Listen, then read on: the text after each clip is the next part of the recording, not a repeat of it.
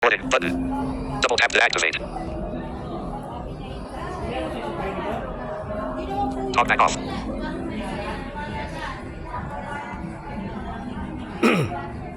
Hi po, good morning. This is JB,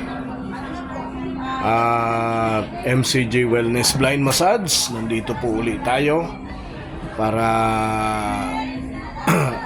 para po ay muling mag video, no?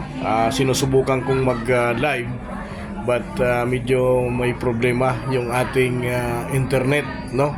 Kaya hindi tayo makapag live sa ating Facebook, but anyway, sa mga susunod na panahon ay gawin po natin na mag live tayo sa ating pong FB. So ako po si Pastor JB, ay bumabati po tayo sa ating hong mga kababayan, mga tagapakinig. So na-miss ko na rin po na mag-live po tayo dito po sa ating hong lugar, no? From Pasay City. This is MCJ Wellness Blind Massage located at Welcome Plaza Mall, Senior Pure Gold, Libertad, Pasay City. Yan, MCJ kasi po corporate ho ito, no? Ito ho ay naka talaga sa Welcome Plaza Mall, Senior Pure Gold, Libertad, Pasay City. Dito ho ito sa Top Avenue. So pwede nyo pong i-like ang ating FB page ng MCJ Wellness Blind Massage para po ay makapag-comment po kayo or makapag-reserve po kayo dito po sa MCJ, no? Para po ma-avail po ninyo yung ating hong mga services like wellness massage, therapeutic massage, himay massage, at siyempre po yung ating pong acupuncture na meron po tayo. So it's a very busy kaya hindi ho ako nakapag live, no? Hindi ho ako nakapag video, but maiksi lang itong ating video ngayon sa ating hong maikling broadcast. So pakipalo nyo po sa ating pong TikTok, sa ating hong reel, no? At siyempre po i-upload po natin sa YouTube ito pagkatapos. Ayan. At malapit na po yung long weekend natin, no? Isang linggo na lang ay gugunitay natin yung tinatawag na Semana Santa o yung tinatawag nating Holy Week, no? Na kung saan po ay maraming mga magbabakasyon, maraming mga kung saan pupunta sa kung saan lugar. But anyway, hindi naman po lingid sa atin na mayroon ho tayong krisis na kinaharap, no? Dahil ang ating hong bansa ngayon ay nasa national state of emergency dahil po sa krisis sa enerhiya, sa langis, no? Dahil po sa nagaganap na digmaan pa rin sa gitnang silangan, no? So ang pinaka the best po dito na gawin po natin, no? Salit na tayo ay magpa-banding-banding, no? Although hindi naman pong masama ang magbakasyon kasi talagang kailangan ho natin, no, sa ito lang yung panahon na kung saan magbakasyon ho tayo. Pero pwede po nating gawin siguro na makiisa sa ating hong pamahalaan yung pong pagtitipid, no? Para po naman kung sa ganun ay hindi na ho tayo makadagdag pa doon po sa bigat na pasanin ng ating hong mamamayan, no? Kaugnay ho nitong patuloy po ng pagtaas sa mga produkto ng petrolyo at siyempre po pagtaas din po ng mga bilihin, no? Ang balita nga po ay nagkaroon ho ng ceasefire sa pagitan po ng Iran at ng US at ng Israel dahil po sa posible pong may usapin tungkol po sa pagtigil, no, posibleng pagtigil ng digmaan. So ipag-pray ho natin yon, but kahit naman po tumigil sila, yung epekto po nun ay magsasuffer ho tayo. Pero the better po, mas maganda na tumigil na po yung giyera, no? Mga kaibigan. So marami pong magbabakasyon pa rin. Siyempre hindi natin maawat yung mga uuwi, no?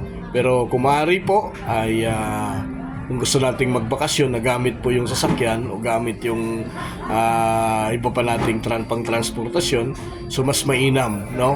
Mas mainam na ipagpaliban po natin kung hindi naman kailangan, no? Para naman po tayo ay makatulong sa pasalin po ng ating pong gobyerno o ng ating pong mamamayan. Kasi ang sequence po nito, no, yung epekto po nito ay patuloy po na dadanasin din po natin, no? Patuloy po na makakaranas din po tayo nitong krisis na ito. So, hindi ho ako nagkakamali, itong deklarasyon ni Pangulong Ferdinand Marcos Jr. ay 1 year na magtatagal. Ito hong emergency situation sa ating hong crisis po sa enerhiya, sa gasolina at maging sa mga iba pang bilihin or sa kuryente o whatever kung saan pa po na mayroon po tayong ikinakaharap na krisis po, mga kaibigan.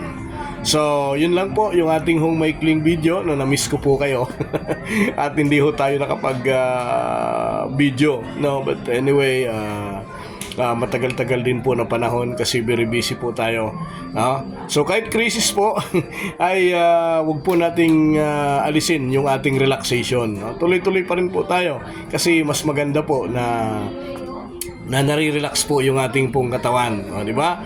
Para tayo po ay maginhawa kahit may nararamdaman tayong krisis, no?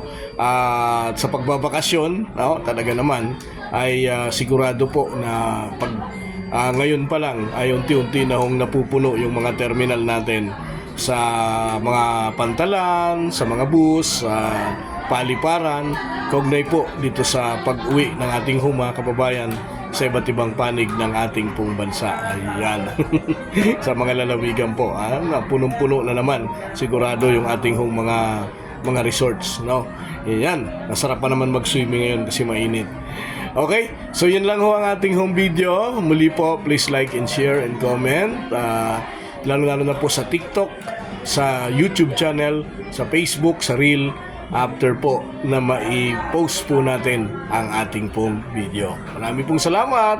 Muli po, ako si Kuya JB at isang mapagpalang araw po sa ating lahat. Patuloy po tayong pagpalain ng Panginoon at lagi po nating gawin yung pagdarasal upang sa ganon maipsan po, yung mga nararanasan po nating pong problema. But si Jesus Christ nga po, di ba, ay binigay niya yung kanyang buhay para tubusin tayo sa kasalanan, no? So, panahon po ng pagninilay sa darating na linggo, panahon ng pag-alaala sa pagpapakasakit at paghihirap ng ating pong Panginoon at siyempre po yung kanyang pagkamatay at pagkabuhay na maguli. So, yun po yung ating alalahanin. At higit sa lahat ay panalangin po natin ang buong mundo. Kasi po ang susi po ng kaginawahan, ang susi po ng kahirapan, wala pong iba kung hindi po ang panalangin. Marami pong salamat. Muli po, mabuhay po tayong lahat, mga kapatid.